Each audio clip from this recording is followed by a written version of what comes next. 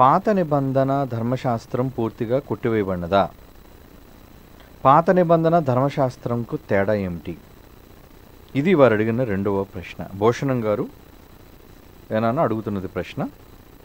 Okay, పాత నిబంధన ధర్మశాస్త్రం పూర్తిగా కొట్టివేయబడింది అంటే, ధర్మశాస్త్రము అనగానే చాలాసార్లు మనం చెప్పుకున్నాం. అదేంటంటే ఇశ్రాయేలు కొరకు మోషే గారు సీనాయి పర్వతం మీద ఇచ్చిన ఆజ్ఞలు కలిగిన ధర్మశాస్త్రం అన్నారు. అంటే కేవలం 10 ఆజ్ఞలు మాత్రమే ధర్మశాస్త్రంగా మీరు భావించకుండా 10 ఆజ్ఞలతో పాటు ఇశ్రాయేలు పాటించవలసిన నియమాలు, నిబంధనలు, పండగలు, ఆచారాలు ఇవన్నీ కూడా ధర్మశాస్త్రము క్రింద వచ్చినవి. వారు ఆచరించడానికి వచ్చేసరికి దేవుడు ఇశ్రాయేలుకంటూ కొన్ని నియమావళి, కొన్ని కట్టుబాట్లు అనేవి వాళ్ళకి ఇవ్వటం జరిగింది. అది కొట్టివేయబడింది. అది క్రీస్తునందు కొట్టివేయబడింది అనే మాట మనం కొరింథీయులకు రాసిన పత్రికలో పౌలు గారు 2వ పత్రికలో ఏమంటున్నారో చూద్దాం ఒకసారి. అపోస్తలుడైన పౌలు కొరింథీయులకు రాస్తున్న 2వ పత్రిక 3వ అధ్యాయం తీయండి ప్రియులారా. 14వ వచనం అంటున్నాడు చూడండి. మరియు వారి మనస్సులు కఠినములాయను కనుక నేటి వరకు పాత నిబంధన చదువుబడినప్పుడు, అంటే ఏంటి, నరహత్య చేయకూడదు, తర్వాత దొంగతనం చేయకూడదు, ఇవి మాత్రమే కాదండి ధర్మశాస్త్రం అనగానే. వీరు శరీర సంబంధమైన క్రియలను, కొన్ని ఆచారాలను, కట్టుబాట్లను వీళ్ళు ఆచరించవలసిన నియమావళి వరకు ఉంది. దాని గురించి మాట్లాడుతున్నాడు ఇక్కడ. మాట్లాడుతూ వారి మనస్సులు కఠినములైన గనుక నేటి వరకు పాత నిబంధన చదువుబడినప్పుడు, పాత నిబంధన అన్నాడు అంటే ఇశ్రాయేలు కొరకు ఇచ్చిన పాత నిబంధన. ఆ పాత నిబంధనలో ఏముండేది? కంటికి కన్ను ఉండేది. అంటే ఒకవేళ ఎవరైనా సహోదరుడు కంటిని పెరికి వేశాడు అనుకోండి, వెంటనే కంటికి కన్నుకు బదులుగా వాళ్ళు ఏం చేసేవారంటే, ఆ సహోదరుడు కూడా ఏ కన్ను అయితే మరి అభ్యంతరపరచబడిందో, లేదంటే పెరికి వేయబడిందో, గాయం చేయబడిందో, అదే కంటిని గాయం చేసేవాడు. అది కంటికి కన్ను, చావుకు చావు, దెబ్బకు దెబ్బ అన్నది పాత నియమావళి. అది దేవుడు వాళ్ళకి చెప్పాడు ఇశ్రాయేలులకి ఆ రోజు.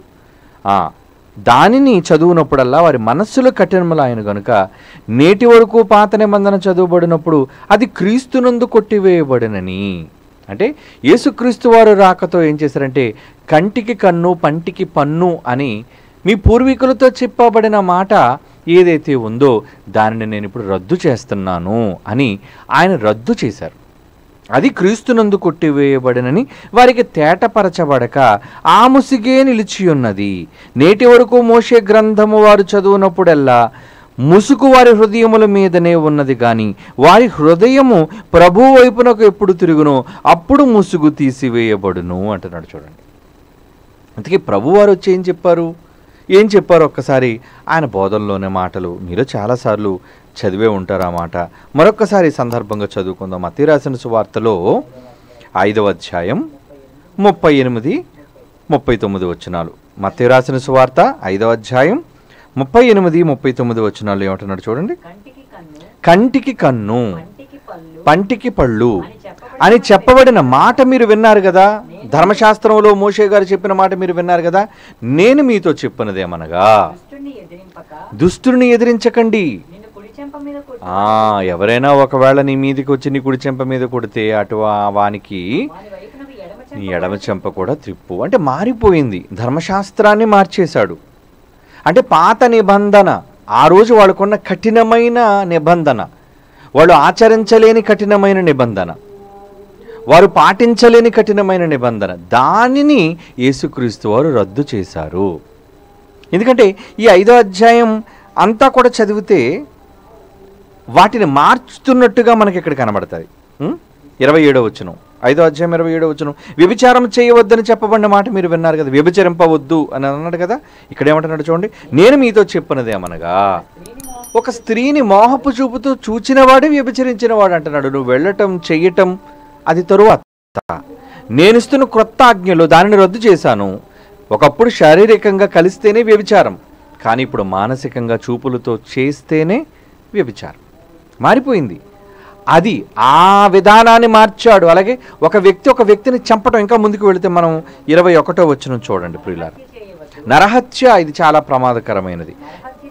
ఈ ఒక మనిషిని చంపే అనే ఈ భయంకరమైన దారుణమైన క్రియ, అలా చేసేవాడు విమర్శకు లోనగునని మీ పూర్వీకులతో మోషే ధర్మశాస్త్రం అందు చెప్పబడిన మాట మీరు విన్నారు కదా. నేను మీతో ఏం చెప్తున్నానంటే, తన సహోదరుని మీద కోపం తెచ్చుకునే ప్రతి వాడు నిష్కారణంగా విమర్శకు లోనగును అంటున్నాడు. చూడండి, తన సహోదరుని చూచి వ్యర్థుడా అని చెప్పేవాడు మహాసభకులోనూ అంటే వ్యర్థుడా అని చెప్పినందుకే మహాసభ దగ్గరికి వెళ్ళాలా? ద్రోహి అని చెప్పినందుకే నరకాగ్నికి వెళ్ళిపోతాడా? ద్రోహి అండం ఏంటి? నోటితో ఒక వ్యక్తిని చంపడం ఏంటి? ఎంత తేడా ఉంది. ఇది కేవలం మాట, అది క్రియ. ఈ మాట అన్న మనిషి బ్రతికే ఉంటాడు, కానీ అక్కడ క్రియ చేయటం వల్ల మనిషి చచ్చిపోతాడు. కానీ మారిపోయిందా? అవును, మారిపోయింది. అంటే అది పాత నిబంధన, పాత ధర్మశాస్త్రము అన్నారు దాన్ని. ఎఫెసీయులకు రాస్తున్న పత్రిక 2వ అధ్యాయం చూడండి. అపోస్తలుడైన పౌలు ఎఫెసీయులకు రాస్తున్న పత్రిక 2వ అధ్యాయం 14వ వచనం. ఆయన మన సమాధానమయ్యుండి మీకును మాకును మధ్య ఉండిన ద్వేషమును, అంటే ధర్మశాస్త్రాన్ని అనగా విధిరూపకమైన ఆజ్ఞలు కలిగిన ధర్మశాస్త్రం అంటున్నాడు. చూడండి పౌలు గారు, విధి, ఆ విధుల రూపంలో ఉన్న ఆజ్ఞలవన్నీ అదే ధర్మశాస్త్రము. విధిరూపకమైన ఆజ్ఞలు కలిగిన ధర్మశాస్త్రమును తన శరీరమందు కొట్టివేయుట చేత మధ్య గోడను పడగొట్టి ఉభయులను ఏకము చేశాను. అంటే ఇది గొప్ప గోడలా ఉంది. ఈ గోడను ఆయన కూలదోశాడు. అటు ఇశ్రాయేలీయుల్ని ఇటు అన్య జనాంగాన్ని కలిపాడు. ధర్మశాస్త్రం అనేది అభ్యంతర కారణంగా ఉండేది, పాత నిబంధన, అది ఇశ్రాయేలుకే. ఎందుకంటే ఇవన్నీ వాళ్ళకు మాత్రమే చెందినవి, వాళ్ళ గోత్రాల్లో పుట్టిన వాళ్ళకే చెందుతాయి. సోమా ఎవరికి పడితే వాళ్ళకు రావండి. అందుకే రోమిలికి రాసిన పత్రికలో పౌలు గారు ఒక మాట మాట్లాడుతూ, రోమిలికి రాసిన పత్రిక 9వ అధ్యాయం 4వ వచనం, వీరు ఇశ్రాయేలీయులు అంటున్నాడు. చూడండి, అంటే ఇశ్రాయేలీయులు అయిన వాళ్ళకి ఎలాంటి విధులు ఉన్నాయంటే, ఎలాంటి హక్కులు ఉన్నాయంటే, వీరు ఇశ్రాయేలీయులు దత్తపుత్రత్వమును, మహిమ, నిబంధనలు, ధర్మశాస్త్ర ప్రధానమును, అర్చన ఆచారాదులను, వాగ్దానములను వీరివి, పితరులు వీరివారు. ఏమండి, అంటే వీళ్ళకి ఎన్ని ఏమంటారు దాన్ని, ప్రయోజనాలు ఉన్నాయో చూసారా వాళ్ళకి. ఆ రోజు ధర్మశాస్త్రం ఉందట, అర్చనాచారాదులు ఉన్నాయట, పితరులు వాడివారట, ఏమండి నిబంధనలు ఉన్నాయంట. ఇన్ని చెబుతున్నాడు అంటే ఇవన్నీ వాళ్ళకి చెందినవి. ఇవన్నీ వాళ్ళకు ఉండటం వల్ల మిగతా వాళ్ళు ఎవరు కూడా ఇశ్రాయేలీయులతో ఐక్యం కాలేకపోయారు. కనుక ఇవన్నీ అభ్యంతర కారణంగా ఉన్నాయి. కాబట్టి యేసు ద్వారా, సిలువ ద్వారా ముందు మనం చదువుకున్నట్లుగా అవన్నీ కొట్టివేయబడి, అది ఆ మాటకు అర్థం. ఏనా అర్థమవుతుందా? కనుక ఇక్కడ కొట్టివేయబడింది అంటే ఏం కొట్టివేయబడింది? వారు నియమించలేని అర్చనాచారాదులు. ఒక తప్పు చేశారు అనుకోండి, పావురాన్ని అర్పించాలి, కోడిని అర్పించాలి, రక్తాన్ని చిందించాలి, దాన్ని ప్రోక్షించాలి, దాని అంతరాలు తీయాలి, దాని అగ్ని మీద బలిపీఠం మీద కాల్చాలి. ఇన్ని ఉండేవండి అవన్నీ. వాళ్ళ గుడారాల పండుగ ఉండేదండి, పర్ణశాలల పండుగ ఉండేదండి, వాళ్ళకి తినే దగ్గర పస్కా పండుగ ఉండేదండి. ఇన్ని రకాల పండుగలు, అవన్నీ చాలా నిష్ఠతో నియమావళితో చేయాలి.